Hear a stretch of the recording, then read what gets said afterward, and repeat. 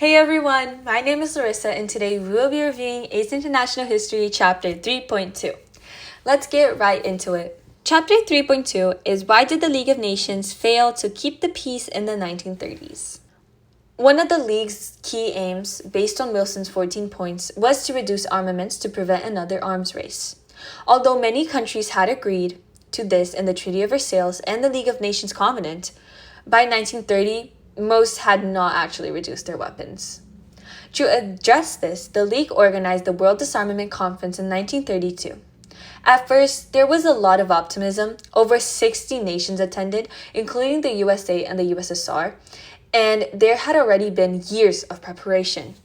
However, the conference ultimately failed. The timing was very poor, and several major issues made agreement impossible. First, the Great Depression had caused a lot of global instability. Many countries feared revolution and wanted to keep strong armies to protect themselves. Second, the Japanese invasion of Manchuria in 1931 showed that aggression was possible and that the League could not stop it.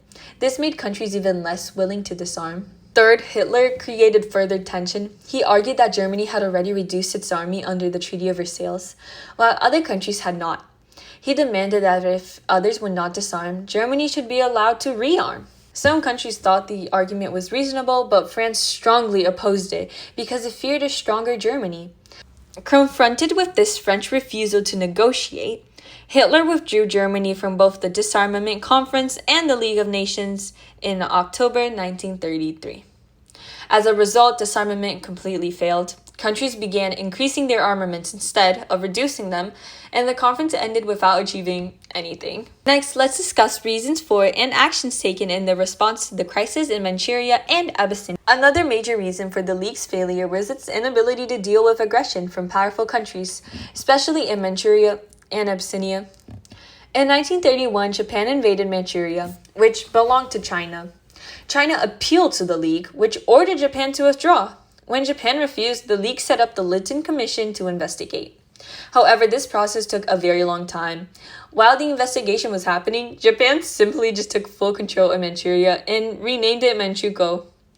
When the report was finally published in 1932, it recommended that Manchuria should return to China. The League voted to accept this, but Japan simply ignored it and continued its occupation. The League should have taken action, but it didn't.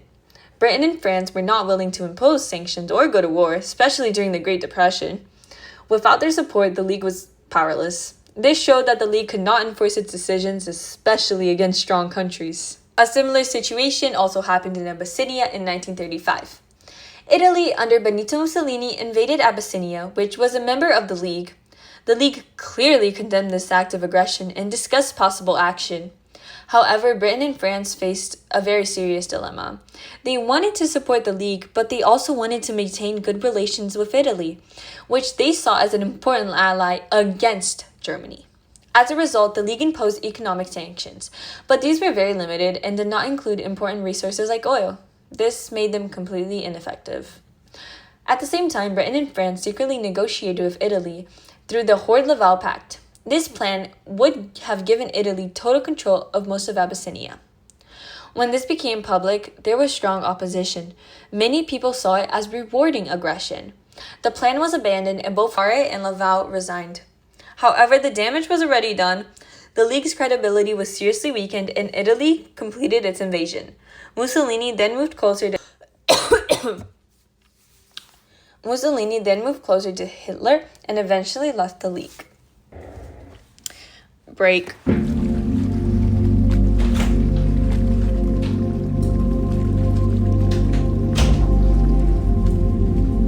back.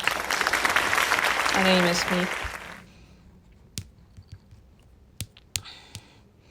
I'm sure I'll fix this. Anyways. The League also failed during the Spanish Civil War. In 1936, the Spanish government asked the League for help against Franco's rebellion. However, the League saw this as an internal issue and refused to intervene.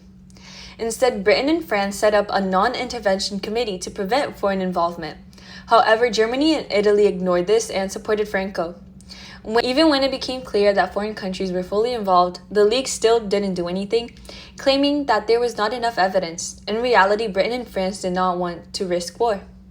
As a result, the League failed to stop conflict, and Spain received its support from the USSR, which prolonged the war.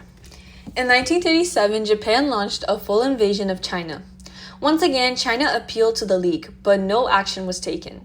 Britain and France were not willing to impose sanctions or take military action, especially since Japan had already left the League and formed alliances with Germany.